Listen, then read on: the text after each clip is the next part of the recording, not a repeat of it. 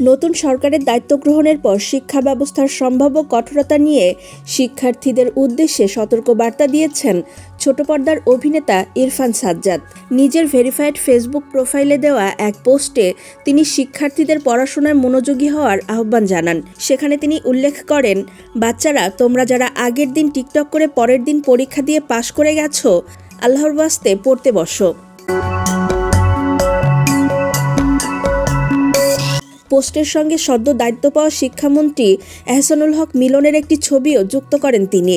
অতীতের অভিজ্ঞতার প্রসঙ্গ টেনে অভিনেতা লিখেন, আমাদের এসএসসি পরীক্ষার সময় পাশের হার ছিল 28%, আর সেই সময়ে এই ভদ্রলোক এহসানুল হক মিলন ছিলেন শিক্ষা প্রতিমন্ত্রী। পোস্টটি প্রকাশের পরপরই সামাজিক মাধ্যমে ব্যাপক আলোচনার জন্ম দেয় এবং দ্রুত ছড়িয়ে পড়ে। মন্তব্যঘরে নেটিজেনদের নানা প্রতিক্রিয়া চোখে পড়ে। কেউ পুরনো দিনের কঠিন পরীক্ষা ব্যবস্থার প্রসঙ্গ তুলেছেন, আবার কেউ রসিকতার সুরে জানতে চেয়েছেন, সবাই যদি পড়াশোনায় ব্যস্ত হয়ে যায় তবে নাটক দেখবে কে? সব মিলে ইরফান সাজ্জাদের এই বার্তা সামাজিক মাধ্যমে নতুন করে শিক্ষা ব্যবস্থা ও পড়াশোনা নিয়ে আলোচনার জন্ম দিয়েছে।